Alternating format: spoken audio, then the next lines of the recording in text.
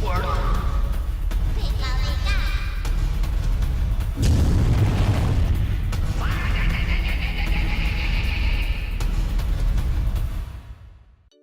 YouTube, what's going on? This is Cheeseboy628 here today giving you an LC Pokemon Showdown battle. And right before I get into the preview here, I'd like to welcome all of my new subscribers that saw my SOS project on Mulvone's channel. It really is amazing that you came over to my channel. I absolutely thank you so much. Please feel free to give me any criticism to make this channel better.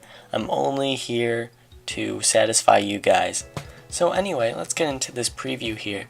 So I've got a team I've used a little while ago. Basically, I've got my Pineco for support, and then Croagunk and Poniard are my setup pokes. I absolutely love Wooper because of its unaware ability. It's amazing against things that don't understand that ability when they keep trying to set up Dragon Dances, Bulk Ups, etc., but are to no avail. And then I have, of course, why not, for trapping, and then Apom is just good at fake outing. And that's actually going to be fairly important in this game, because looking at my opponent's team here, he does have a Teddiursa, and those are known for their Swords Dance Guts combo. So that's the only threat I see on his team, which is why I need to keep Apom alive for the whole battle, so I can stall out his Toxic as well as get some priority damage through Fake Out. So yeah, let's see how this battle goes. So I start out with Apom just because it's a classic lead for that Fake Out, and he does probably predict that by bringing in Magnemite. And so here he outspeeds with a Volt Switch, and that's telling me he's Scarfed. Most Magnemites are Scarfed, I've seen. So anyway, I do go for the U-turn just to get some momentum going, and he does bring in his Lileep. And so I'm going to sub down and just not knowing what it's really going to do to me. So I'm going to set up a Nasty Plot because I know these things are very bulky. And judging by this damage, I'm at +2 and that Dark Pulse does like nothing. So I have to set up all the way to +6 because that thing is a threat when it comes to being bulky. I'm guessing it's mostly especially defensive because in the Sandstorm it's a monster. So yeah, here I do a decent chunk, but at +6 I'm only doing like 60%, which is crazy. So I just finish it off with a Dark Pulse.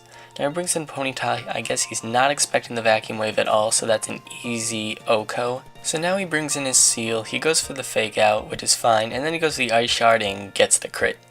And I think that just makes this battle much better anyway, because otherwise it probably would have been a potential Croagunk sweep. So anyway, I bring in Pineco because I think this is my time to go for the safe Rapid Spin. As I am physically bulky, I could have taken anything that Seal had to offer. So he Swords Dances on me, and he goes for the Facade, and I'm totally fine with that because I still have Apom as my check. But I have to remember that every Fake Out I go for, any hit I go for with Apom, I'm going to take Life Orb Recoil, so I have to be very careful about that. I guess he has HP Fighting here because it's neutral against Wooper, and it's probably the most viable move he could have used against my Apom, probably to make sure I die, even though the Volt Switch probably would have killed anyway. But I do bring in Wooper there basically as death fodder. There's no way that I can take a hit from that Teddiursa, it's too strong. Now here's key here. I go for the Fake Out, I live with 1% because I have one Life Orb hit left. So now I have to go into Why Not, as it is a great counter to Slowpoke here because I can just Mirror Coat all of the damage he tries delivering to me. Now the thing is though, I get a lot of Para Hacks here, and I'm going to go for the Mirror Coat, and I realize he slacks off when he's not at full health just to get some extra health because there's really nothing else I could do to him. So my idea here is I'm going to go for the Mirror Coat. Here he's going to slack off, so I predict that and go for the Encore. So now that he's locked in to slack off, I can get a free switch to my Poniard here and easily set up a sub or Swords Dance. But I'm definitely going to set up the sub as this skill is still a threat. It can come in with a Fake Out. Oddly enough, it doesn't take out my sub. Poniard does resist, but it's kind of frail.